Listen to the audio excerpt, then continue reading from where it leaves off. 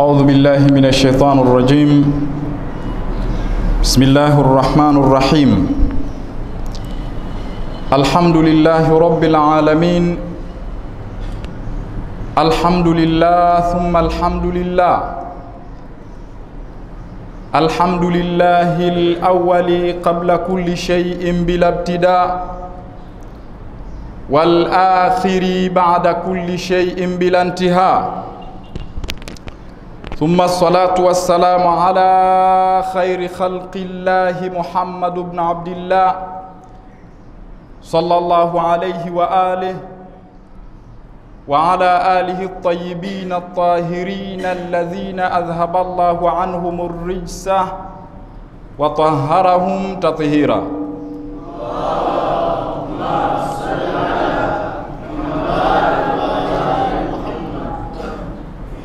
تبارك الله الذي هو أعظم من كل شيء وأعز من كل شيء وأرحم من كل شيء وأملك من كل شيء وخير من كل شيء وأعلى من كل شيء وأقدر من كل شيء. Assalamu alaikum wa rahmatullahi ta'ala wa barakatuh. Ndugu zangu, katika hutuba ya Aljumaa ya leo tutajaribu kuangalia au tutajaribu kufanya biashara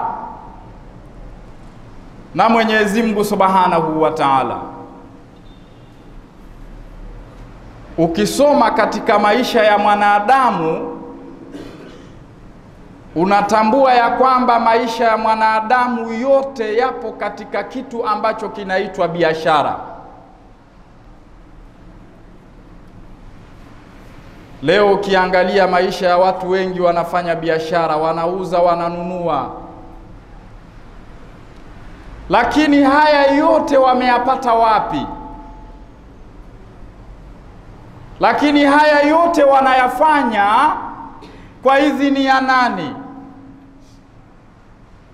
Haya yote wanayafanya si kwa kingine, kwa idhini ya Allah Subhanahu wa Ta'ala, kwa ajili ya kujitafutia kitu ambacho kitawasaidia katika kumtii Allah Subhanahu wa Ta'ala.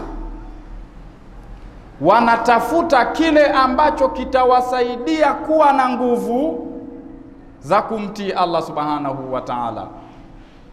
Mtu atazunguka asubuhi mpaka jioni anafanya biashara, lakini nini? Apate chakula. Lakini baada ya kupata chakula akala akawa na nguvu, ili iwe nini? Ni kwa ajili ya kumtii Allah Subhanahu wa Ta'ala. Ni kwa ajili ya kusikiliza Allah Subhanahu wa Ta'ala amemwambia nini, halafu akayatii, akayatekeleza, akayafanya. Sasa katika maisha ya mwanadamu, kama tulivyosema ya kwamba ni mtu mwenye kufanya biashara, sasa leo tunafanya biashara na Allah Subhanahu wa Ta'ala. Sijasema mimi leo tunafanya biashara na Allah Subhanahu wa Ta'ala, bali Mwenyezi Mungu mwenyewe anamtaka mwanadamu afanye naye biashara.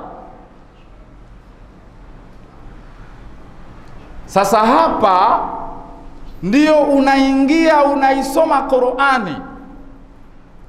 Allah Subhanahu wa Ta'ala anatuambia katika suratu Tauba aya 111, Allah Subhanahu wa Ta'ala anatuelezea na anatuambia tufanye biashara na Allah Subhanahu wa Ta'ala.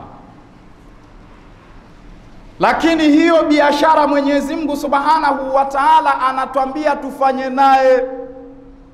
Sasa ni kipi Allah Subhanahu wa Ta'ala hana? Au ni kipi Allah Subhanahu wa Ta'ala anataka kununua kwa mja wake kile ambacho Allah Subhanahu wa Ta'ala hana? Kile ambacho Allah subhanahu wa ta'ala hamiliki kitu gani? Mwenyezi Mungu subhanahu wa ta'ala kwa mapenzi ya mja wake, kwa huruma ambayo anampa mja wake huyu ambaye ni dhaifu, Mwenyezi Mungu kwa huruma yake anataka amwambie, wewe ni mja wangu, nimekuumba mimi, lakini pamoja nimekuumba mimi, kuna kitu nataka tufanye. Yani kwa huruma tu, kuna kitu nikuwekee kwa ajili ya faida yako. Ni biashara ambayo Mwenyezi Mungu Subhanahu wa Ta'ala anamwambia mja wake. Sasa Mwenyezi Mungu Subhanahu wa Ta'ala anasema katika suratu Tauba aya 111, anasemaje? Anasema inna Allaha ashtara, hakika ya Mwenyezi Mungu amenunua, hakika ya Mwenyezi Mungu ananunua. Inna Allaha ashtara minal mu'minina anfusahum wa amwalahum bi anna lahumul janna. Sasa aya hii Mwenyezi Mungu anatuambia na anatuelekeza, lakini kawaida ya biashara kama tulivyosema ni lazima kuwepo anayeuza, lakini vile vile ni lazima kiwepo kile ambacho kinauzwa, lakini vile vile awepo yule ambaye ni mnunuzi ananunua, lakini vile vile kuwe na thamani ya kile ambacho kinanunuliwa. Sasa ukitazama Mwenyezi Mungu anasema Mwenyezi Mungu ananunua kutoka kwa waumini. Ananunua nini? Nafsi zao wao wenyewe, lakini na mali zao wao wenyewe. Lakini kwa thamani gani? Kwa thamani ya pepo. Nafsi ya mwanadamu na mali zake, hizi zote ukiziangalia ni za Mwenyezi Mungu Subhanahu wa Ta'ala. Hizi zote ni za Allah Subhanahu wa Ta'ala. Allah ndiye kakuumba, Allah ndiye kakupa mali, kakupa uwezo wa kutafuta mali, ukatafuta mali, ukawa na pesa zako, ukawa na mali zako. Lakini Mwenyezi Mungu bado anarudi anakwambia, mimi nanunua nafsi za watu ambao ni waumini, wenye kuwa na imani ya kisawasawa na Allah Subhanahu wa Ta'ala, wenye kumwamini Mwenyezi Mungu Subhanahu wa Ta'ala haqqal iman, ukweli wa kumwamini. Mwenyezi Mungu anarudi anakubembeleza, mja wangu, kwa ile huruma, mja wangu, naomba tufanye biashara, lakini biashara yenyewe ni wapi? Ni wewe mwenyewe, bado na mali yako mwenyewe. Haya, thamani yake ni nini? Thamani yake ni pepo. Ukiangalia unaweza ukaona ni mambo ya ajabu. Allah Subhanahu wa Ta'ala anafanya mambo ya ajabu. Mimi kaniumba yeye na mali ni mali zake, halafu turudi tufanye biashara, halafu anizawadie tena anipe pepo. Lakini haya yote ni kwa huruma ya Allah Subhanahu wa Ta'ala. Sasa tunaambiwa katika hadithi ya kwamba hii dunia hii, tunaambiwa innama dunya sukun, hakika ya hii dunia ni soko. Hii dunia tunayoishi sisi ni soko, lakini katika hilo soko rabiha fiha qaumun wa khasira akharun. Katika soko, kawaida ya soko ni kwamba kuna watu wanafanya biashara zao, kuna watu wanapata faida katika yale masoko, lakini vile vile kuna watu wanapata hasara katika yale masoko. Sasa hii dunia tunayoishi sisi ni soko, soko ambalo kuna watu watakaopata faida, lakini vile vile kuna watu ambao watapata hasara. Kuna watu ambao watakuwa na hasara kutoka katika soko hili la dunia. Lakini ni kwa nini upate hasara na ni kwa nini upate faida? Kawaida ya mtu yoyote anapofanya biashara, malengo yake ni kupata faida, sio kupata hasara. Lakini cha ajabu, mwanadamu yeye anataka kujiweka katika upande wa kupata hasara. Kawaida ya mwanadamu, au Mwenyezi Mungu kamhurumia sana, lakini bado mwanadamu anataka ajiingize katika kupata hasara. Mwenyezi Mungu anakuambia swali,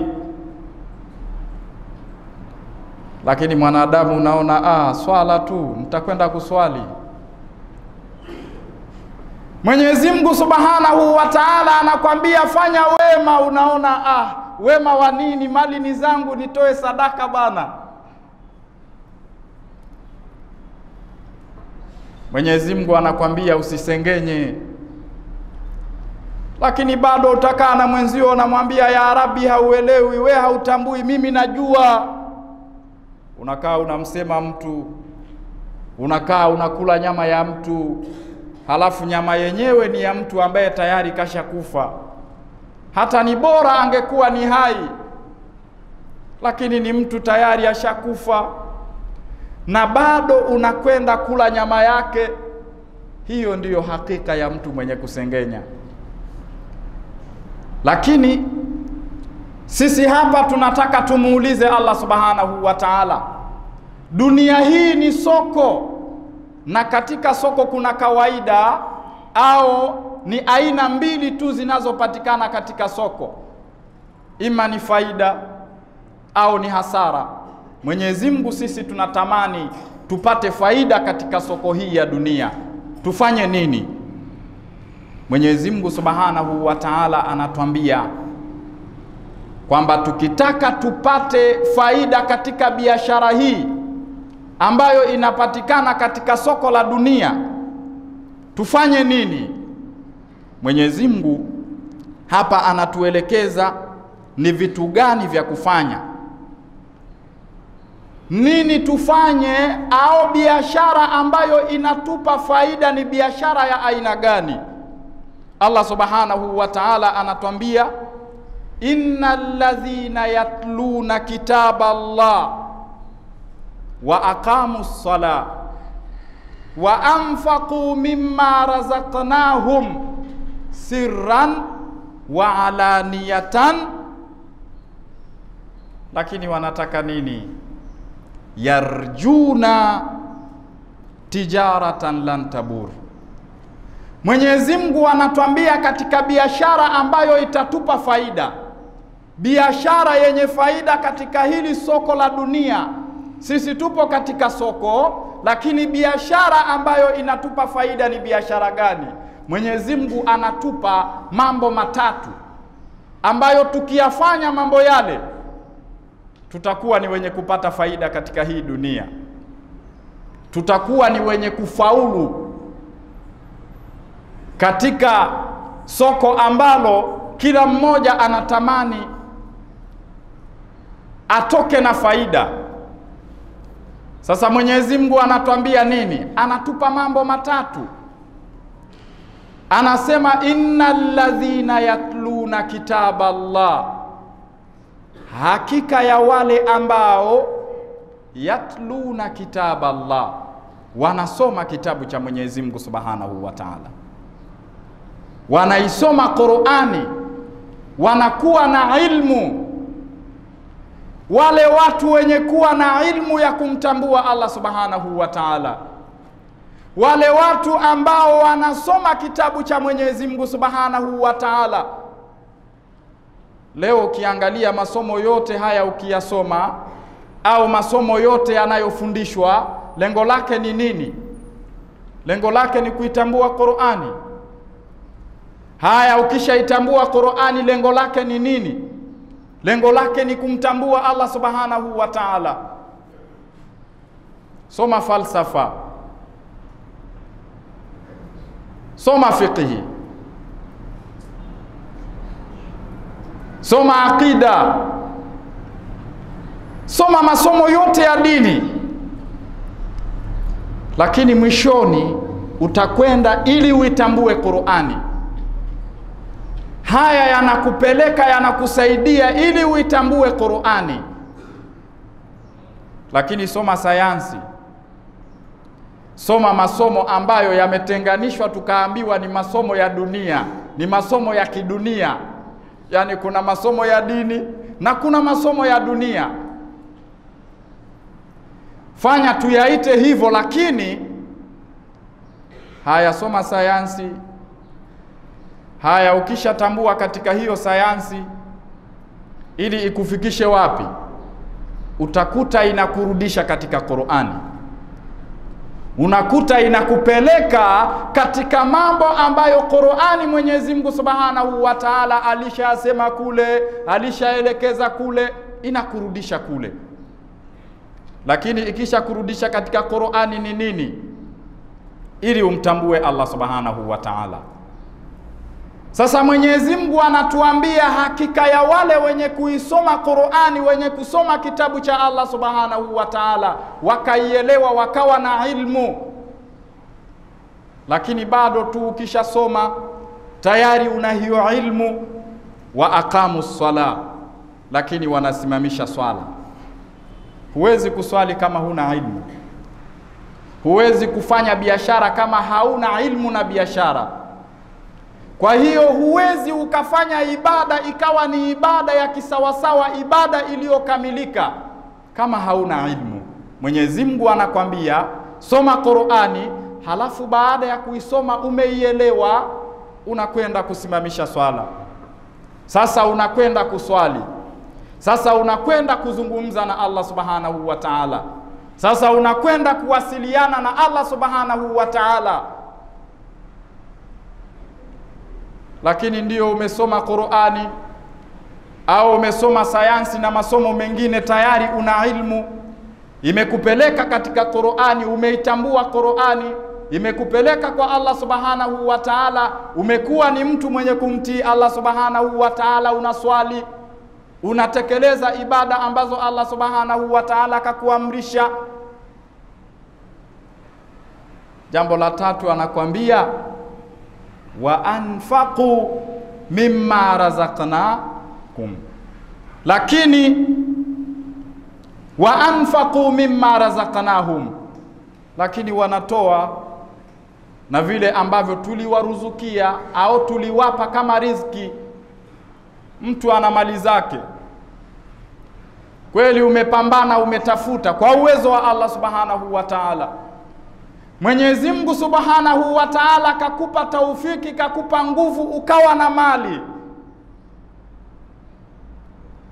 Hiyo mali ukaitumia, ukawa na ilmu, ukaitumia katika kusoma, ukasoma, ukapata ilmu, ukawa ni alimu mkubwa, ukawa ni mtambuzi wa mambo, ndio ukawa ni mwenye kumtii Allah Subhanahu wa Ta'ala, ni mwenye kusimamisha swala, ni mwenye kufanya yale ambayo Allah Subhanahu wa Ta'ala kakutaka uyafanye, ni mwenye kuyaacha yale ambayo Allah Subhanahu wa Ta'ala amekukataza usiyafanye.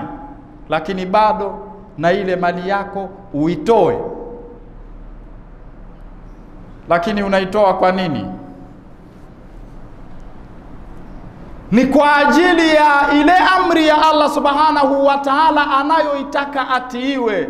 Unampa asiyekuwa nacho ili apate nguvu za kuweza kumtii Allah Subhanahu wa Ta'ala na si kingine. Unamsaidia mwenzio ili apate nguvu, awe na afya nzuri, aweze kumtii Allah Subhanahu wa Ta'ala, aweze kumkumbuka Allah Subhanahu wa Ta'ala. Ndiyo malengo ya kutoa. Sasa hiyo ni biashara ambayo Mwenyezi Mungu Subhanahu wa Ta'ala anatuambia tukiifanya, basi biashara ile ni biashara yenye faida, biashara ambayo ipo katika mambo matatu. Kwanza ni kusoma Qur'ani, ni kusoma kitabu cha Allah Subhanahu wa Ta'ala, ukakielewa, ukawa na ilmu. lakini ukatekeleza yale ambayo Allah subhanahu wa ta'ala kakuamrisha, lakini bado ukatoa katika zile mali zako ile riziki ambayo Allah subhanahu wa ta'ala amekujalia, hiyo ndiyo biashara ambayo ina faida, biashara ambayo mwanadamu ukiifanya lillahi tabaraka wa ta'ala, basi Mwenyezi Mungu subhanahu wa ta'ala anasema biashara ile ni biashara ambayo haina hasara ndani yake, ni biashara ambayo ina faida ndani yake. Lakini faida yake kubwa ni nini? Bi anna lahumul janna, Mwenyezi Mungu subhanahu wa ta'ala atakupa thamani yake ambayo ni thamani kubwa kuliko chochote ambacho mwanadamu anaweza akakifikiria, na thamani hiyo ni thamani ya pepo. Lakini kwa kawaida ya mtu anayefanya biashara za kawaida, sisi kwanza lazima utaambiwa uwe una leseni. Kwanza unaambiwa lazima uwe una baadhi ya vitu ndio uruhusiwe ufanye biashara. Lakini kwa Allah subhanahu wa ta'ala hakuna leseni utakwenda kuitafuta kwa ajili ya kufanya biashara na Allah subhanahu wa ta'ala. Hakuna sehemu utakwenda ni ofisi ukaenda kule kupata ruhusa na kupata idhini ufanye biashara na Allah subhanahu wa ta'ala, bali ofisi na milango ya Allah subhanahu wa ta'ala imefunguliwa kama tunavyosoma katika dua, alhamdulillahi alladhi la yughlaqu babu wala yuraddu sailuhu.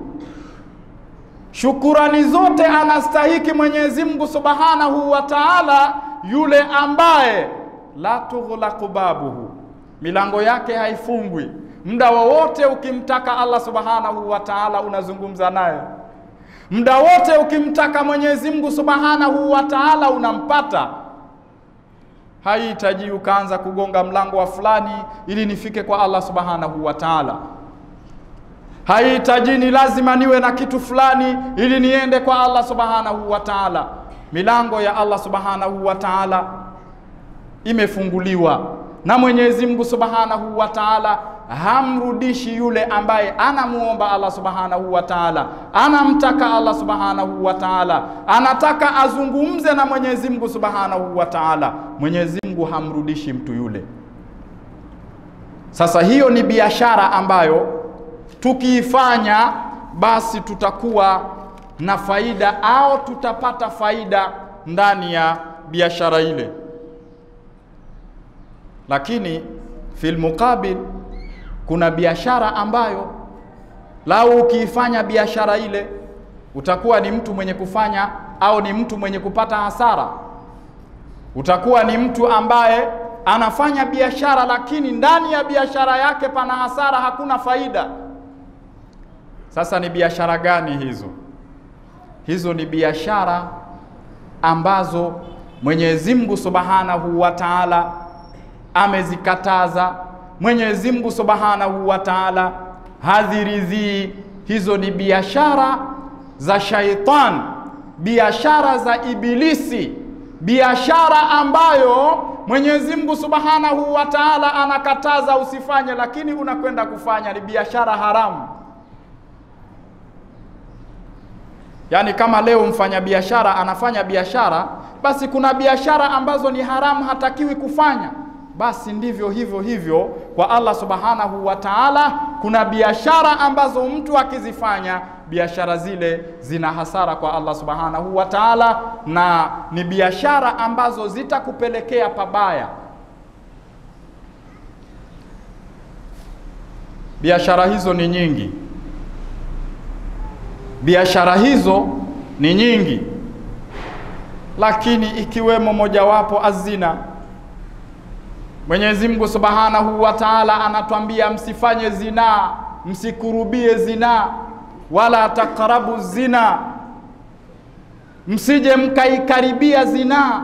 Sio kuifanya ndugu yangu, kuikaribia, usije ukaikaribia. innahu kana fahishatan wa saa sabila. Lakini bado mwanadamu na huruma yote ambayo Allah subhanahu wa ta'ala kampa, anakwenda kufanya biashara ya zinaa, anakwenda kufanya kitendo kibaya cha zinaa. Mwenyezi Mungu kakwambia usifanye, unakwenda kufanya. Hii ni biashara ya haramu, biashara ambayo haitakiwi, unakwenda kuifanya. Lakini pia al-khamr, pombe, ni katika biashara haramu, ni katika mambo ambayo Allah subhanahu wa ta'ala ameyakataza. Lakini bado mwanadamu anakwenda kuyafanya, ima anaitengeneza, ima anaitumia, au anafanya atakavyoona yeye, lakini ni biashara ya haramu, biashara ambayo hairuhusiwi. Lakini na kuwaua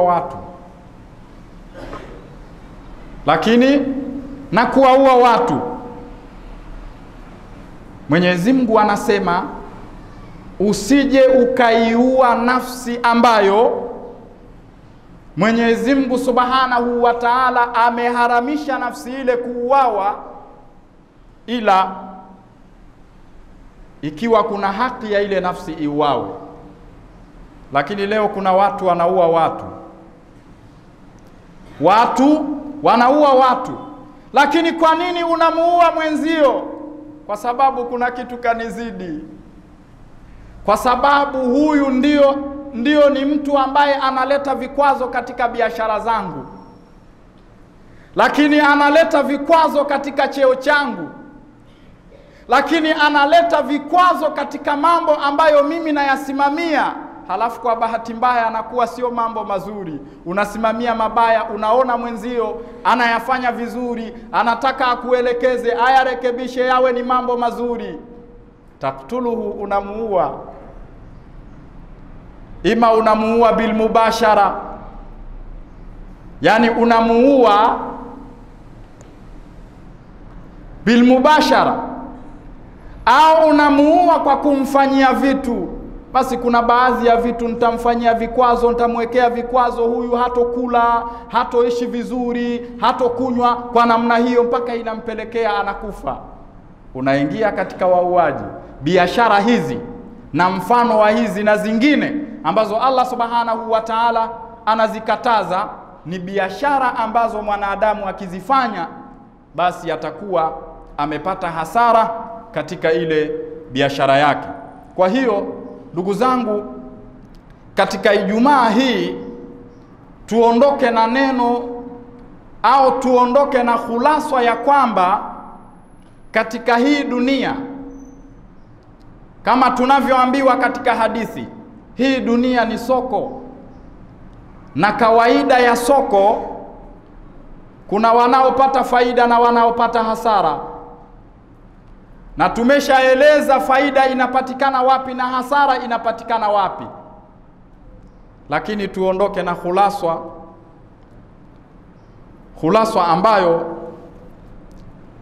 tunaweza tukaiweka katika mambo mawili au katika sehemu mbili. Sehemu ya kwanza ni tufanye yale mambo ambayo Mwenyezi Mungu anayaridhia, taatullah. Tufanye yale mambo ambayo Mwenyezi Mungu anayaridhia, anataka tuyafanye. Hilo ni jambo la kwanza. Lakini jambo la pili, tuyaache yale ambayo Allah subhanahu wa ta'ala ametutaka tuyaache, ameyakataza.